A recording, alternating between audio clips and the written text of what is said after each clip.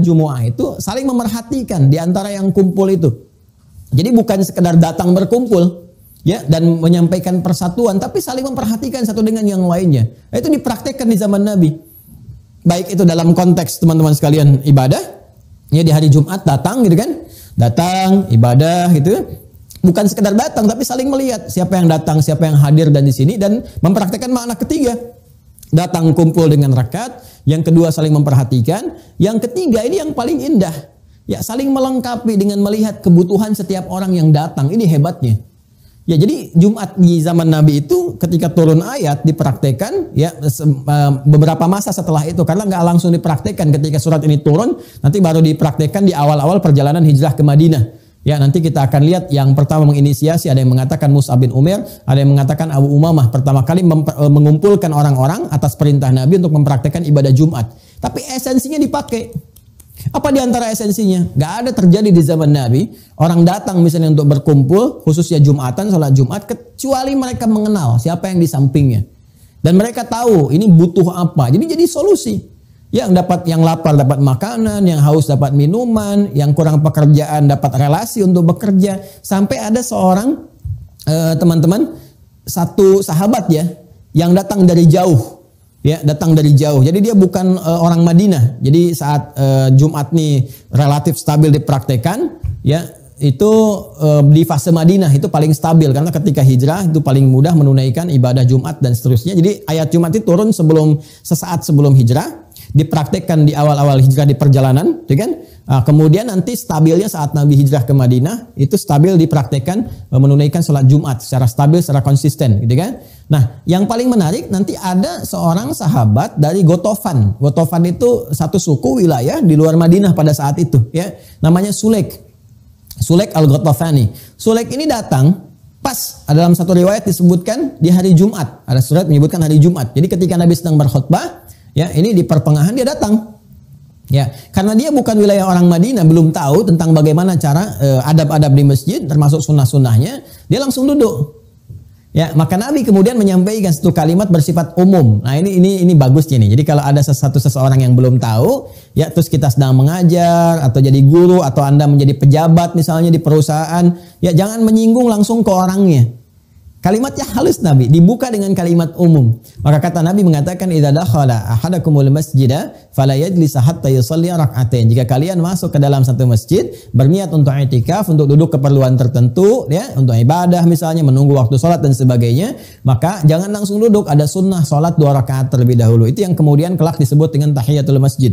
Ya, kelak disebut dengan apa? Tahiyatul masjid. Tapi ketika kemudian kalimat Nabi itu disampaikan, orang-orang tahu, langsung orang melihat kan? Ya, Nabi memberi isyarat nih ada teman kita yang baru. Jadi hadis yang disampaikan Nabi bukan hanya menunjuk kepada satu syariat sunnah tahiyatul masjid, tapi juga memberikan isyarat kepada orang-orang sekitaran Madinah. Ini loh, ada kawan kita orang baru, bukan dari kalangan ahli Madinah. Barangkali dia datang ke sini selain Jumat nanti butuh perhatian.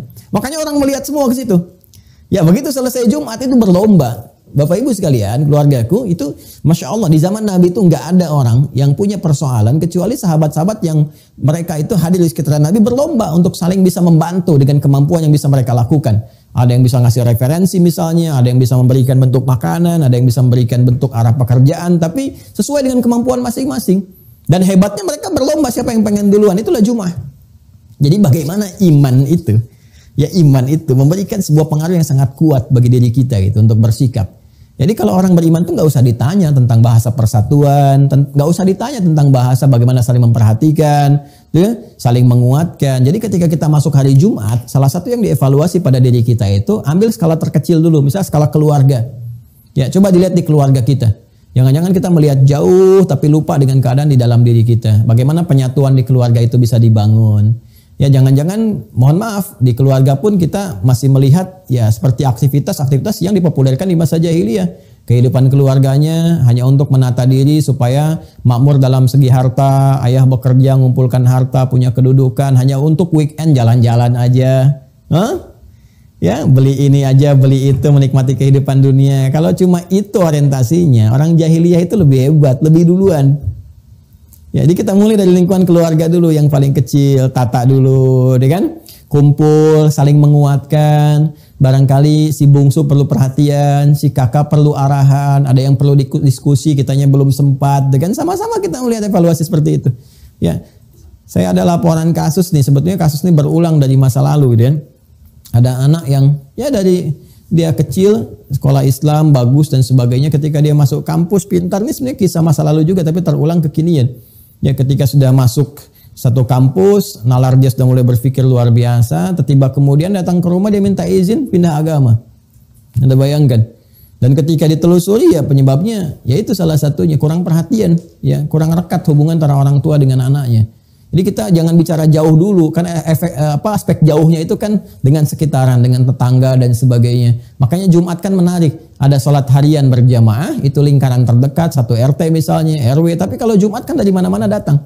Coba Anda bayangkan kalau dipraktekkan, ibadah harian, ibadah pekanan, ibadah tahunan. Jadi kalau semua makna itu dipraktekkan, Jumat dipraktekkan dengan benar, saya yakin kemiskinan akan terkurangi.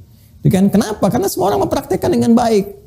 Ya, cara dia bergaul, cara dia merekatkan hubungan dan sebagainya. Apalagi kalau haji dipraktekkan, saling merekatkan semua satu dengan yang lainnya.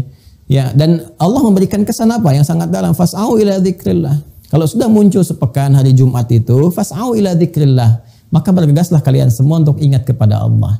Ya, jadi untuk laki-laki ada ibadah spesifik salat, kan? Tapi semua diminta oleh Allah, baik laki-laki ataupun perempuan, coba ingat zikir kepada Allah. Ternyata ini bagian kedua terakhir yang ingin saya sampaikan sebelum masuk ke keistimewaan. Kita sejarah Jumat sudah tahu tadi. Ya, sekarang syariat Jumat juga muncul, ya sudah disampaikan. Nah, yang paling menarik ketika Allah Subhanahu wa taala menyampaikan lewat ayat ke-9 ini, fas'au ila dzikrillah, bergegas untuk ingat kepada Allah, zikir kepada Allah. Ternyata Allah memberikan kesan evaluasi kepada kita.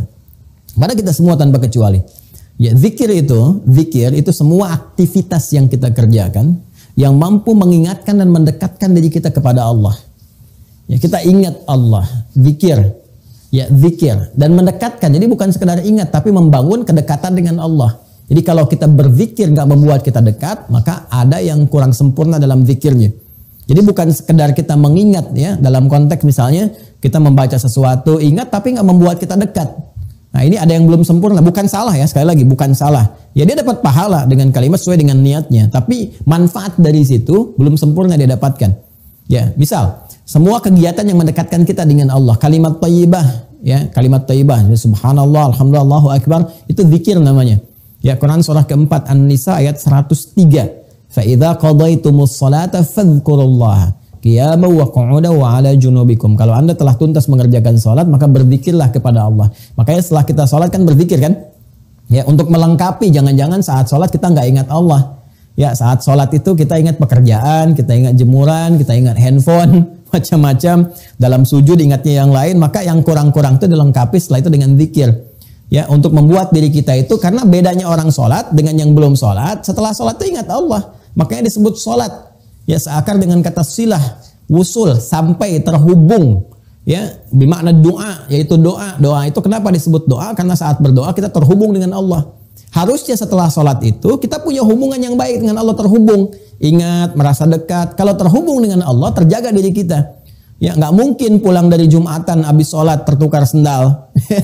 Nggak mungkin, kayaknya punya saya nih. Oh, ini mirip-mirip dipakai, padahal ke masjid nggak pakai sendal misalnya, kan? Apalagi ngambil kotak Jumat misalnya kan, sama. Anda pulang dari situ kan setelah Jumatan kerja lagi ke kantor, nggak mungkin nulis teman-teman sekalian ngetik kelebihan 0 misalnya, kelebihan angka, ya, atau menempatkan sesuatu tidak pada tempatnya, nggak mungkin, mustahil. Kenapa? Karena sedang terhubung dengan Allah. Ya, nggak mungkin memperhatikan yang haram, nggak mungkin suami melihat kepada yang haram yang bukan mahramnya. Ya, nggak mungkin istri juga melihat kepada yang haram yang bukan mahramnya dan sebagainya. Ya, jadi semua kalau sudah terhubung itu baik. Nah, itulah zikir. Ya, selain itu apalagi misalnya doa. Doa itu disebut zikir. Quran surah ke-7 misalnya Al-A'raf, ya, ayat 205 itu. Wadhkur rabbaka fi nafsika tadarruan wa khifatan wa dunal jahri minal qaul, dan berdoalah engkau dengan kesungguhan jiwamu, ya, dengan menghamba kepada Allah. Disebutnya berdoa itu dengan zikir. Karena saat berdoa kita merasa dekat dengan Allah. Dan kedekatan itu yang menjadikan doa kita cepat terkabul.